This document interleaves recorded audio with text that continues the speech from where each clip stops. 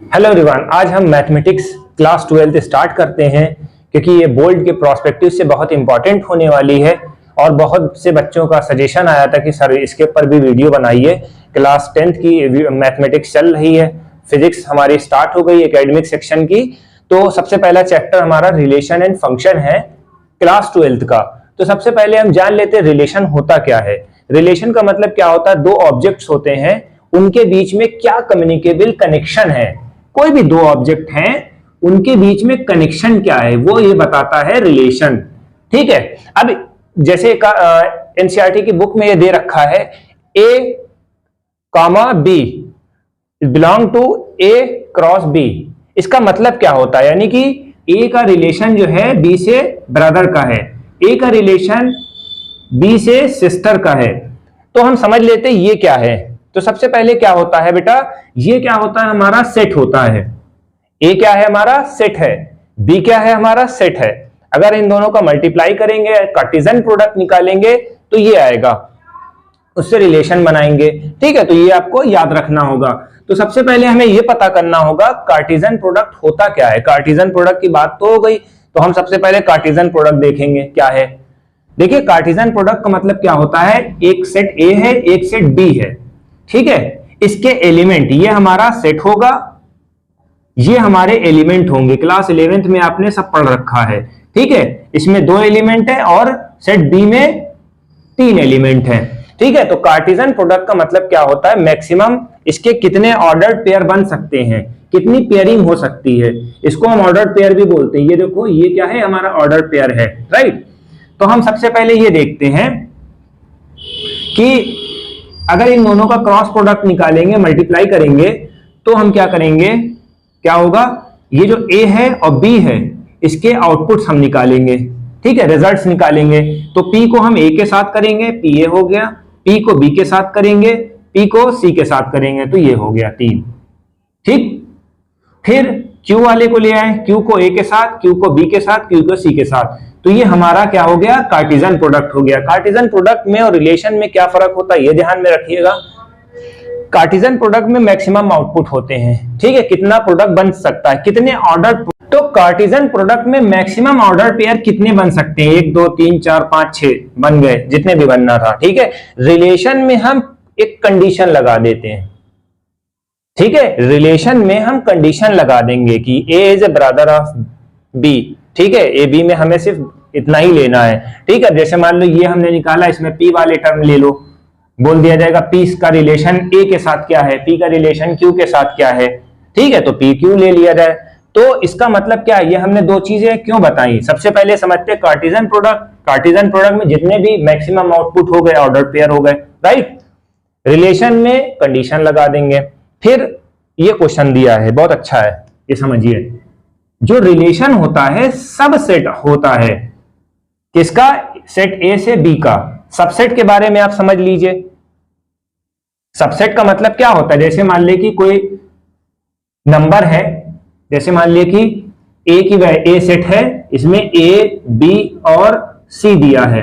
B क्या है, A B C D E, यानी कि इसमें कितने हैं, ए वाले जो है ए सेट में, बी में कितने एलिमेंट हैं, ए बी सी, तो ये हमारा सबसेट हो जाएगा। यानी कि ए के एलिमेंट बी के अंदर सब हैं, तो यानी कि सबसेट हो गया। ठीक, यानी कि ए छोटा होगा। इन शॉर्ट में अगर बात करें, छोटा होगा क्या, बी से। कौन, ए। ठीक है, ये बात आपको ध्यान रखना। सबसेट के बारे में आपको सिर्फ यही पता करना, सबसेट में जो वैल्यू होती है, ये वाली वैल्यू छोटी होगी, यानी कि इसके एलिमेंट कम होंगे, ये वाला एलिमेंट कुछ ना कुछ ज्यादा होता है। ठीक है, तो इसी बिहाफ पे हमने कहा है कार्टेशियन प्रोडक्ट में ऑर्डर ज्यादा होता है और रिलेशन में सिर्फ कंडीशन पूछी जाती है। अगर वो कंडीशन फुलफिल कर रही है, दैट्स मीन रिलेशन के अंडर में। अब हम बात करने वाले हैं टाइप ऑफ रिलेशंस। रिलेशन के टाइप्स हम डिस्कस करेंगे। तो सबसे पहले एम्प्टी सेट का मतलब क्या होता है। एम्प्टी सेट को हम डिनोट करते हैं फाई से। ठीक है, एम्प्टी का मतलब खाली, जिसमें कोई एलिमेंट ना हो। तो अब इसका जो रिलेशनशिप निकालते हैं, तो कैसे निकालते हैं, आर इज इक्वल टू, ये एम्प्टी सेट है, बिलोंग टू ए इंटू ए, यानी कि अगर ए इंटू ए के कोई एलिमेंट्स हैं तो इससे बिलोंग नहीं करेंगे, यानी कि बिल्कुल वो सेट खाली होगा, डिफरेंट होगा, अलग होगा। जैसे एक एग्जांपल हम लेके देख लेते हैं, क्लियर हो जाएगा वो। जैसे all student of a boys school, ठीक है, एक हमने स्टेटमेंट दिया जिसमें बताया है all student of a boys school, तो रिलेशन क्या है, A and B, such that A is a sister of B का क्या कहा गया, A is a sister of B. Statement में क्या कहा गया था, बॉयज, तो क्या बॉयज स्कूल में सिस्टर हो सकती है, यानी कि इसमें इन लोगों में एम्पटी रिलेशन है, यानी कि कोई इसमें लॉजिक नहीं बन रहा है भाई कि बॉयज के स्कूल में सिस्टर का क्या काम, ठीक। तो इस तरह के क्वेश्चन ऐसे बनेंगे, तो ये हमारा एम्पटी रिलेशनशिप के अंडर में आता है। ऑलराइट, दूसरा एग्जांपल देखते हैं, यूनिवर्सल। यूनिवर्सल में जितने भी एलिमेंट्स ए के होंगे उतने भी ए के होंगे, ठीक है। Each element of A related to every element of A, इसको बी कर दो, इससे कोई लेना देना नहीं, ठीक है, अलग अलग ने ए कर दिया, कोई ऐसा इशू नहीं है। तो एग्जांपल ले लेते हैं, R is equal to A and B, A comma B, difference between the height of the A and B, ठीक है, difference between the height of the A and B less than 3 metre, less than 3 metre होना चाहिए, less than 3 metre या 3 metre से कम होना चाहिए कि किसका, ए और बी एलिमेंट की हाइट का, ठीक है। तो ये हमने ऑब्जेक्टिव में दे दिया, तो ये यूनिवर्सल है भैया, 3 मीटर की हाइट से नीचे तो सब लोग होंगे ना, वो चाहे 5 फुट का हो वो भी आ जाएगा, 4 फुट का होगा वो भी आ जाएगा, 2 फुट का हो जाएगा वो भी आ जाएगा इसके अंदर, 1 फुट का होगा वो भी आ जाएगा, क्योंकि हमने लेस देन की बात करी है। जैसे ग्रेटर देन आ जाएगा वो एम्प्टी सेट में चला जाएगा। क्लियर, इस तरह से क्वेश्चन बनता है। अभी हम और इसके एग्जाम्पल बता रहे हैं। तो अब हम बात करेंगे रिफ्लेक्सिव की। रिफ्लेक्सिव का मतलब क्या होता है, हर एलिमेंट का अपना रिलेशन होता है अपने एलिमेंट के साथ साथ, ठीक है।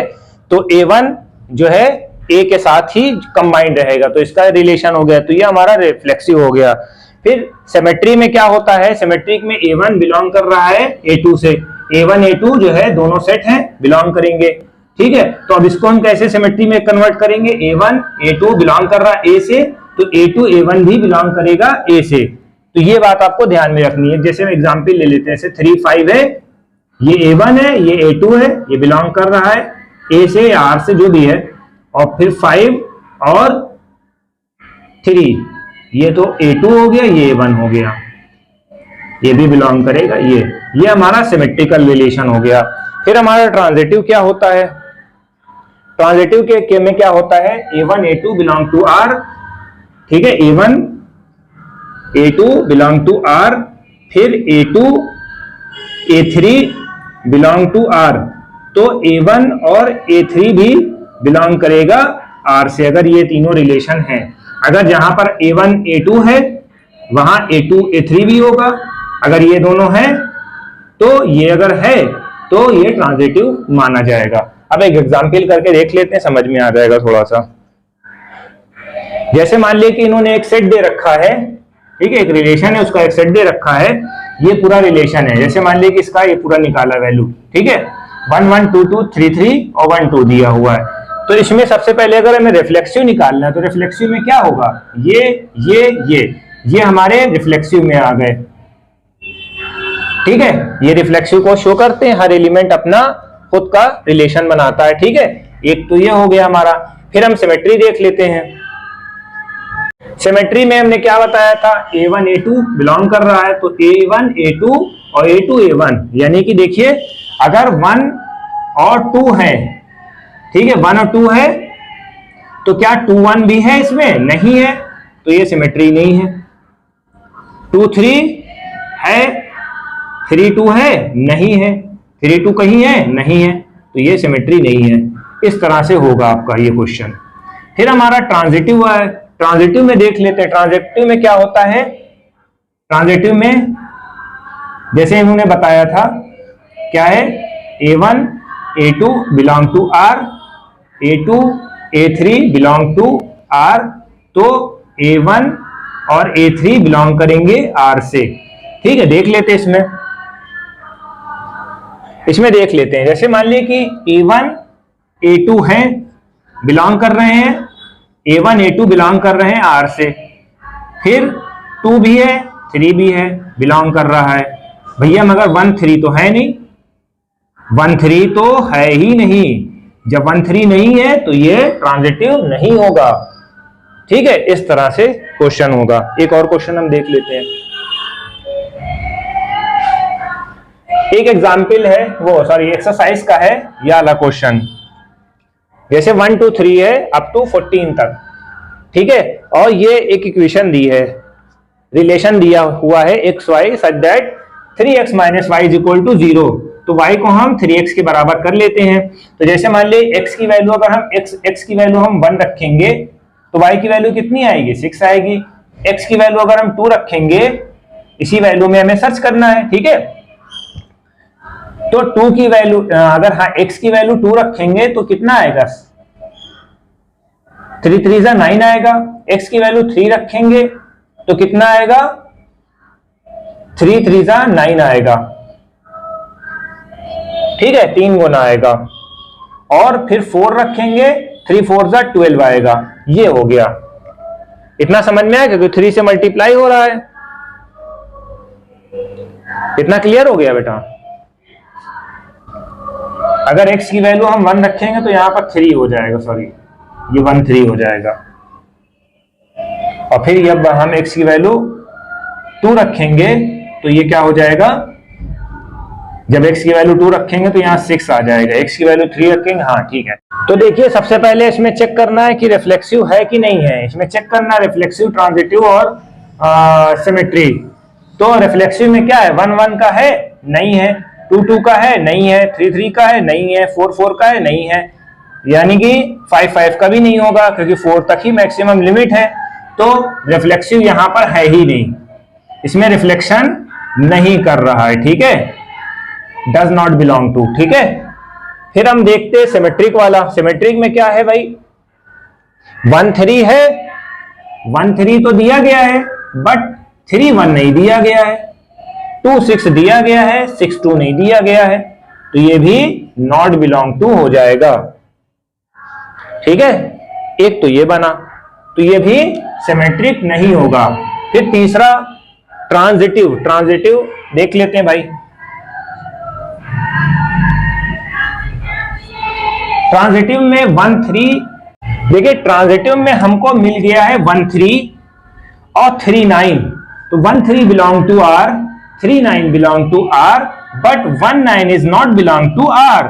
सो इसका मतलब क्या है, it is not a transitive also, ठीक है, ये भी ट्रांजिटिव है ही नहीं। तो ये जो रिलेशन है इसमें ना रिफ्लेक्सिव है, ना सिमेट्रिक है, ना ट्रांजिटिव है, ठीक है। अभी इसके हम इसके और क्वेश्चंस करवाएंगे, इसकी वीडियो की लेंथ को भी हम बढ़ाएंगे। मैथमेटिक्स के भी सीरीज फ्राइडे और सैटरडे को चलेगी, और बाकी जो है हम जैसे टाइम मिलेगा हम अपलोड कर देंगे वीडियो। तो हमारी वीडियो को ज़्यादा से ज़्यादा शेयर करिए, क्योंकि हम बोर्ड के पर्सपेक्टिव से हम इसको पढ़ा रहे हैं। Thank you.